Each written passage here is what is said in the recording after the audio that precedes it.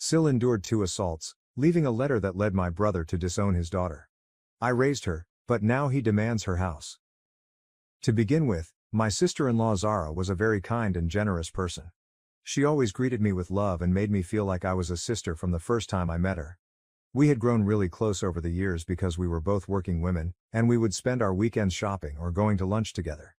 Zara was always incredibly fit and took excellent care of her health. This is why the sad news of her breast cancer diagnosis shocked us all so deeply. We united behind her and supported her fight against cancer. I made it a point to visit her frequently during her chemotherapy rounds to spend time with her and watch over my infant niece whenever possible. During one of my visits to her home, while we sat together in her living room, she told me some news that broke my heart. Her voice trembled as she stated that her physicians had delivered a devastating diagnosis. Her cancer was severe and resistant to therapy. They'd given her a prognosis that left little room for optimism. The weight of her comments weighed heavily in the air, and I fought to find the perfect words to console her during that vulnerable moment. I asked her what I could do to make everything easy for her. Her eyes, which were typically filled with love and joy, suddenly showed a mixture of fear and resignation. She thanked me for everything I had done for her and expressed her desire not to burden me with a secret she had kept concealed from everyone.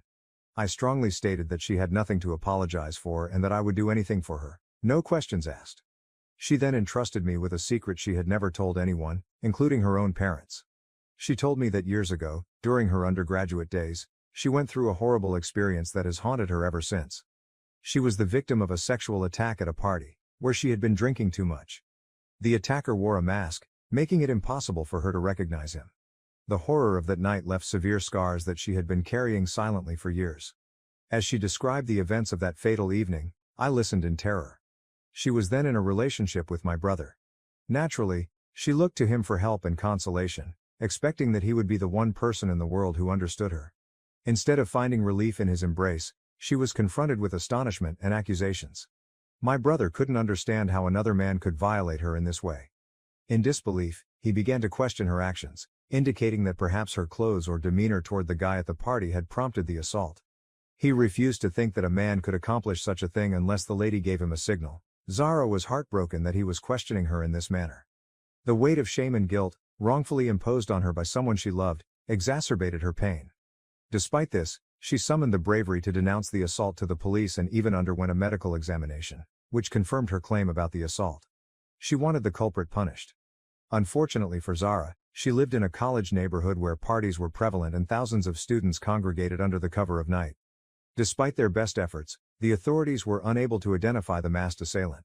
It didn't help that none of the guests at the party came forward to testify for her. As a result, the inquiry stalled, and Zara never received justice. At the time, her parents were still living and the only ones who believed in her. This is how she overcame her great humiliation for what had occurred to her. According to Zara, after months of discussing the incident with my brother, he finally came around and apologized for his initial reaction. He realized that he should have known better and pledged to be more supportive of her going forward. Despite the strain on their relationship, Zara did not want to break it with him, so she chose to forgive him.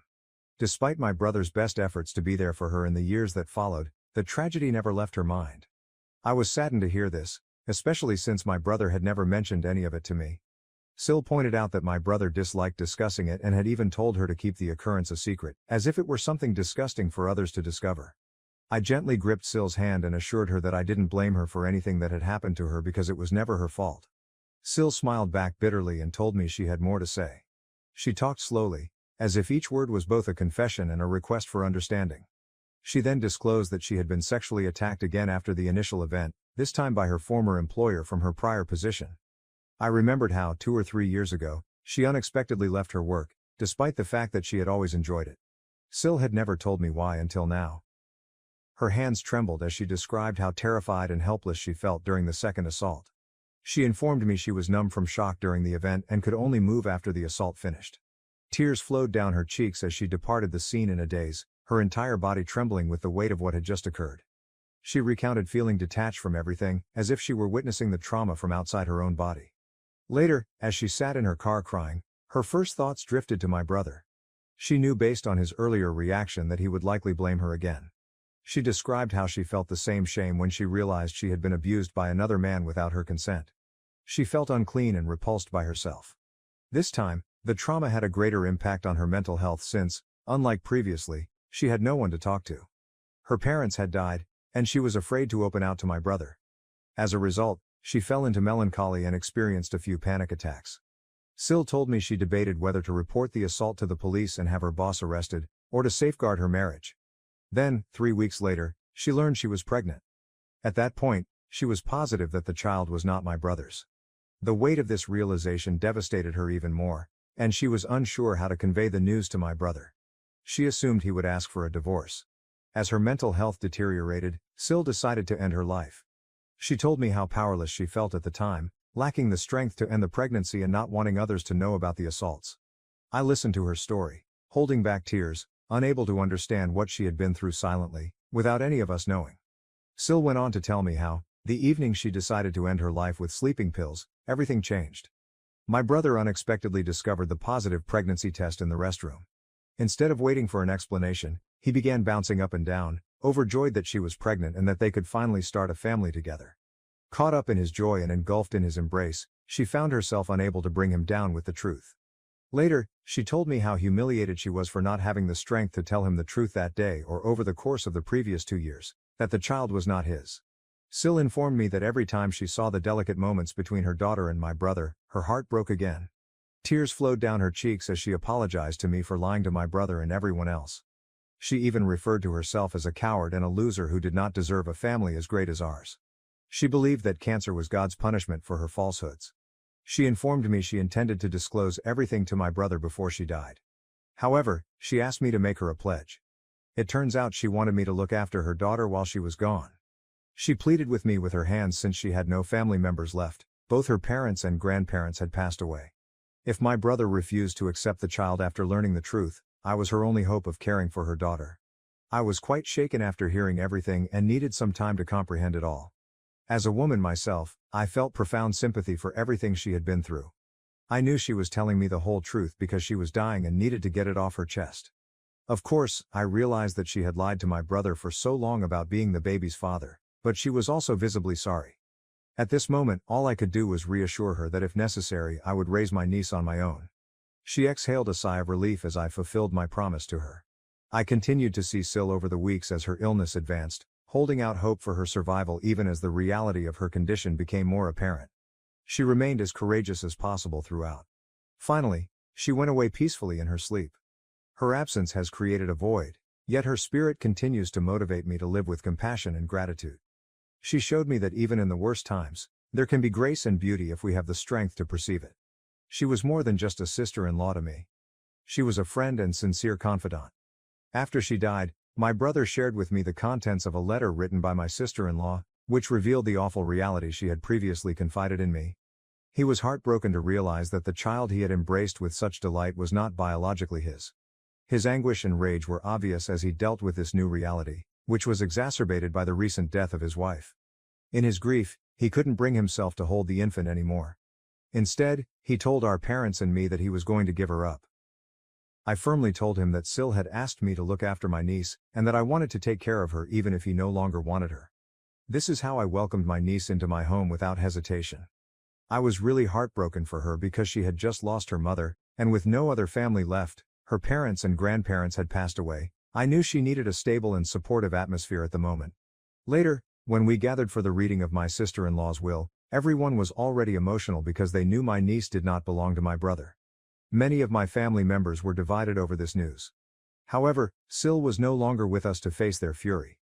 According to her will, she made specific and careful plans for her daughter's future, leaving every asset and resource she had amassed over the years for her daughter's benefit. Sil had a large fortune from both her parents and grandparents, so she had a lot of money to leave behind. To my brother's sorrow, nothing was allocated to him, exacerbating his pain and sense of betrayal. He yelled loudly that it was wrong of her not to leave anything in her will for him. Sil had specifically stated that she had committed the management of these monies to me provided I was willing to take on the responsibility of caring for her kid. This news surprised both me and everyone else present. I suppose this is why Sil wanted me to make that pledge to her weeks before she died, so she could update her will accordingly. She was correct to believe her intuition and not allow my brother access to her assets, since if that had been the case, he would never have let my niece have anything and would have abandoned her without money.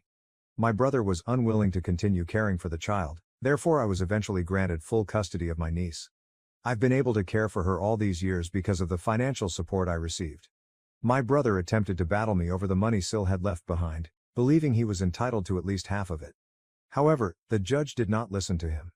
In rage, my brother told me that he didn't want anything to do with Sil's daughter and that he never wanted to see my face again, saying that I had betrayed him by taking in the girl. I firmly told him that I was sorry for all of his sorrow, but I was not going to break my promise to Sil. My sister-in-law's decision to keep the facts from my brother was wrong, and I acknowledge that. However, now that she is no longer with us, I am convinced that the child is not to blame for her parents' conduct. This is why I've always focused only on establishing a caring and secure home for my niece, sheltering her from the intricacies of the past. Over the years, I've used the funds Sil left behind to ensure that my niece has everything she needs. I've also purchased a home for her, which my niece will entirely inherit once she reaches adulthood. I've made every effort to send her to great schools and care for her as if she were my own daughter. I am not married and have dedicated my entire life to raising my niece.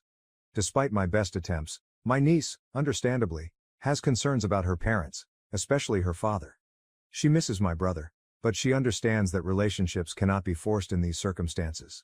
My decision to prioritize my niece's well-being has affected my ties with my other family members. They have all chosen to cut ties with me and no longer invite me to family gatherings, claiming that my actions are foolish and that I have prioritized my niece over my own. Even my parents believe I should have given up my niece and have often expressed their disappointment that I am raising someone else's child.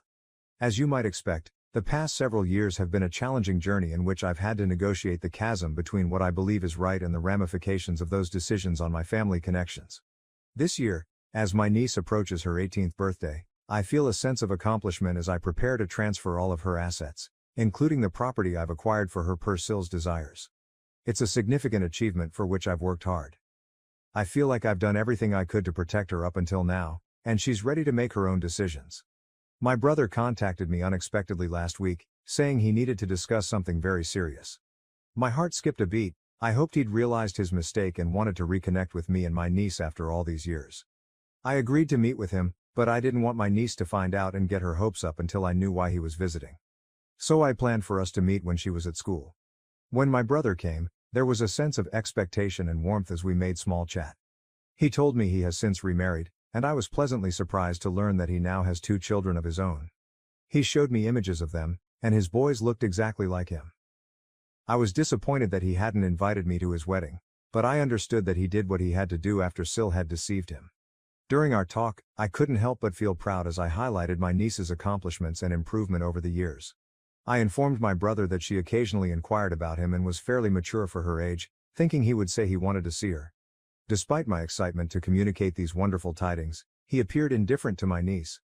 He interrupted me, his tone immediately changing to one of seriousness. He explained that he had come to meet me not to discuss my niece, but to request ownership of her house. I stared at him wide-eyed as he told how his family had suddenly lost their home and that our parents had already loaned him a large sum of money over the years, so he could no longer ask for assistance. Since he knew I had purchased the house with Sil's money, he believed it was only fair for me and my niece to let him keep the house to accommodate his large family while we relocated to a smaller space. I questioned him why he thought he could even pose such a question. My brother went on to defend it by claiming that he had previously done a lot for Sil, but she had turned out to be nothing more than a leech. I knew this wasn't true because Sil had always worked and paid her portion of the bills, including throughout her chemotherapy treatments. She covered her own medical expenses and had health insurance. I brought this out to my brother, telling him that it was ridiculous for him to expect a house when he hadn't even bothered raising my niece after Sil died. This simply made him angrier. He told me that, as his sister, I should stop holding a candle for a deceased woman and instead assist him and his family in securing the house before my niece turned 18. He persuaded me to view things his way, saying that the house was his legitimate possession. The weight of his words hung in the air as I considered his request. I couldn't help but consider the ramifications of such a decision. The property was more than simply a physical asset. It symbolized security and stability, which had been meticulously planned for my niece's future. To give it up, no matter how badly my brother needed it, would mean breaking commitments and risking the stability I had fought so hard to establish. My niece's well-being and future were paramount, and any decision involving her assets had to be made with her best interests in mind, no matter how difficult or emotional the situation. In that moment, I grasped the gravity of the situation and the need to stick to my beliefs. I informed him unequivocally that I could not support his request and that he should take responsibility for his own family rather than relying on his deceased wife's possessions. I continued to tell him how ashamed I was that he even considered this option, and how he had given up all rights when he handed over custody of his daughter to me following Syl's death. My brother's face flushed red with rage at my statement, but I continued before he could interject again. I voiced my disappointment that he had not been present for my niece during all of these years. I didn't hesitate to remind him that, while I realized Syl had betrayed him, he should also see that she had been the victim of countless traumas. It was unjust of him to put the blame onto her now, especially because he had not supported her after her first sexual assault. When I revealed the assault, his eyes widened in amazement, and he demanded to know how I knew about it, as no one else knew the truth. This is when I told him that Syl had confided in me and entrusted me with the task of caring for my niece before she died. When my brother heard this, he became accusatory, alleging I had surprised him and labeling me a liar, just like Syl. I shook my head, reminding him that Syl was terminally ill and had already endured enough. After all the years of him not taking responsibility for my niece while I had done everything I could to assist her, he had no right to bring up the past and complain now simply because he wanted Syl's money. I was weary of him constantly behaving like a victim. It was disheartening to see him shift blame and claim entitlement when he had not been financially supportive of my niece for years. His boldness in coming 16 years later and requesting ownership of her house felt like a slap in the face, ignoring all of my sacrifices and attempts to assure my niece's well-being and future security. My brother was unhappy because I refused to give in to his demands. Since our meeting, he and my parents have called me often, accusing me of being difficult for no reason and insisting that I have family devotion to them rather than my niece. It's demoralizing and terrifying to discover that when it comes to money, even your own blood relatives can devolve into something unknown. I continue to stand up for my niece and refuse to give in to my brother's unreasonable demands. Update 1. First and foremost, I am astounded by how kind everyone has been in my DMs and comments. Thank you for making me grin. Second, I can't tell you how many women have contacted me, giving their own stories and saying how closely they connect to what Syl went through. I wish I could give every one of you a great, tight embrace and relieve your anguish. Sexual assault is one of the most horrible things that can happen to a woman, and I wish someone could have helped Syl at the time. She wasn't a bad person, and she didn't deserve what she went through. It's unfortunate that I have to defend her, but just because you haven't suffered sexual assault doesn't imply others don't. Syl had demonstrated amazing courage following the first assault, but the second occurrence left her shaken, rightly so. She was immobilized in fear, as many sexual assault victims are. I wish she had felt comfortable enough to open up to me sooner, because I would have been there for her in every way. Knowing what she went through crushes my heart, and I wish I could have been there for her during those difficult days. To those who label Syl a cheater and question her narrative, I really pray you never go through such anguish only to have your truth challenged. If Syl had really had an affair, she may have instructed me to contact the man for custody after she died. Furthermore, if there had been an affair, the man would not have remained silent all these years, he would have most certainly come up, especially given how much money Syl left behind for her kid. If she had an affair, I'm sure she would have wanted her daughter to know her biological father. Syl did everything possible to safeguard her daughter. Update 2. I sat down with my niece and told her that my brother had lately been to speak with me, and his main goal was to gain control of the house. I advised her to be cautious if he ever approached her. As I talked, I could see the rage and pain in her eyes. She had hoped for years that her father would reach out to her because he actually cared. However, when she discovered that his contact was motivated by his own wants, she felt deceived. I can't believe him, she informed me, her voice shaking from emotion. After all this time, he only reached out when he needed something. She informed me that she did not want anything to do with him and expressed her gratitude that her mother had not left him anything. She then hugged me and expressed her gratitude for everything I'd done for her over the years. Her statements were simultaneously painful and empowering to hear. It brought tears to my eyes as I understood that despite the sorrow of her father's acts, she was strong and determined to carry on without him. Update 3. After speaking with my niece, I decided to send a lengthy email to my parents and brother to document everything and state my position clearly. In the email, I described our previous interactions and highlighted that they had no right to ask me to hand over my niece's home to my brother. I stressed that this request constituted financial fraud and stated unequivocally that I would take legal action if my brother attempted to see me or my niece again to request the house for his family. I informed my brother that by choosing not to care for his kid, he surrendered all rights. I also discussed the numerous difficulties and frustrations I had encountered while raising my niece on my own, with no prior experience. I highlighted the emotional, financial, and logistical hurdles I had faced in providing her with a secure and caring home. I also informed him that he had never paid child support or checked in on his daughter in all these years. I pointed out that he and my parents should feel nothing but guilt for attempting to take something that did not belong to them. I insisted that they had no right to suddenly intervene and make demands after all this time, especially because they had contributed nothing to her upbringing or well-being. The email was detailed and sincere, reflecting the sacrifices I had made for my niece. I reaffirmed my resolve to protect her and honor Syl's wishes no matter what. My message was clear and unequivocal. They had forfeited their right to be a part of her life due to their negligence and lack of support, and they had no place in her future. I never received a response after submitting the email. However, my brother and parents have not contacted me again, which is satisfactory for me. The silence speaks volumes, and I'm happy to have some peace knowing they won't meddle with my niece's life anymore. My niece is now preparing for her prom and impending birthday celebration. Watching her manage these thrilling occasions makes me very proud.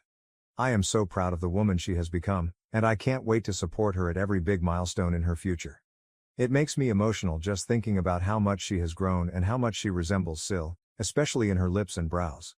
Every day I see Syl's strength and tenacity in my niece, and I only hope that she will be as strong as her mother, no matter what she does. Am I the asshole for refusing to split my college fund with my dad's affair child after he pressured my family to give him a share? Original post. My father dropped a big bomb on our family last year when he revealed that he had a secret son from his affair years ago. After my mom found out and gave him the ultimatum, he cut things off with the mistress and she moved away until last year when she introduced him to their son Hank. I really don't give a damn about his latent father instinct since he didn't give his other family any consideration when he broke the news. Thank God my mom divorced him and now neither my brother Connor, M18, sister Sophia, F15, or I want anything to do with him anymore. Here's the thing though. We have a shared college fund that my mom's parents set up for us when we were little. My parents contribute almost half of the money and my maternal grandparents contribute the other half. The account remains under my mom after the divorce. As far as I know, he stopped contributing to that account after the divorce. Last month, I found out that my dad's been harassing my mom because he wanted to add Hank as a beneficiary to the college fund for my siblings. He's saying that Hank is his son and therefore entitled to the college fund that he set up for me, Connor, and Sophia. My mom told him off and now he has been going around harassing her online and to their mutual acquaintances and friends, claiming that she is heartless and cruel for taking her anger out on an innocent child. And then, he also had the genius idea to reach out to me to put pressure on my mom. He said I should consider opening up my heart to Hank who grew up without a father and wasn't set up in life like my siblings and me. I left him on red since, honestly, the things I wanted to say to that callous evil monster may be too much. Yesterday he changed tactics and now said he wanted to withdraw all his part of the money from the account, divided them to make sure Hank has his share and deposited the rest back into the account. With the caveat that since Connor and I didn't need to use the college fund for tuition since we both had full ride scholarships, the money would be divided into 2 parts. For Hank and Sophia, instead of into 4 parts for his 4 children. And now he, some of my dad's side of the family, and even the mistress are pressuring my mom to agree to that. And I'm praying that she won't. It physically makes me angry that we're being asked to split our money with my dad's affair child. Even if yes, I don't need to use the money to pay for school, I will need it in the future. Same with Connor. And I know for a fact he would never use the same reasoning to exclude Connor and I from the fund just to have the money solely for Sophia in the same situation. It's all for Hank. I understand that Hank is innocent and not responsible for his parents' actions, but I don't think of him as my brother. Hell, I don't even think of my father as my father anymore, to be honest. As far as I'm concerned, my family consists of me, my siblings, and my mom. That's it. So, AI to? Edit.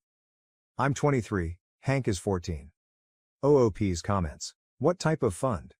Where I live, if the funds are unused due to scholarship, we can withdraw it and won't be penalized. And I'm considering getting a master's degree, so even if I didn't have to pay for my undergraduate, I probably will need it for grad school. The fund is a state-sponsored savings plan. Sorry, I can't give the actual name since it's very specific to where we live. Commenter. NTA at all. Where does your father get the idea that he set up this fund when it was your grandparents on your mom's side? Do his family members know the whole story? OOP. Yeah, that man's delusion is out of this world. His audacity is truly unmatched. My paternal grandparents know and support us. I know my grandma has been trying to get him to back off, but he unfortunately doesn't listen to her. It's mainly my dad's brothers who are joining him to harass my mom. I don't know if they know the full story or not.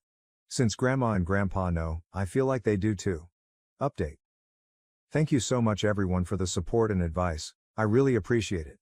I talked to my mom this morning about getting the lawyer involved and also about a potential restraining order. She has been talking to the lawyer about Dad's demands and it looks like he really doesn't have any rights to it. I think some of you are correct that he is doing all this because he knows he won't win in court.